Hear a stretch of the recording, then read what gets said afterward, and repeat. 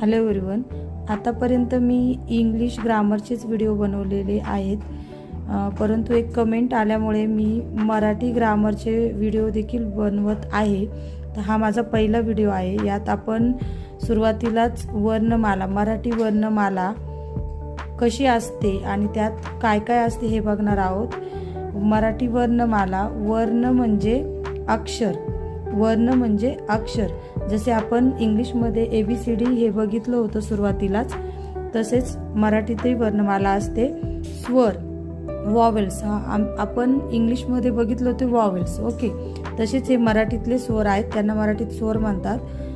मी reading करते। अ, आ, E, E, उ, ऊ, रू, ए, ॲ, ऐ, ओ, अ, औ, आहा, ओके। खाली हे जे आहे कॉन्सनंट्स म्हणजे व्यंजन, ओके।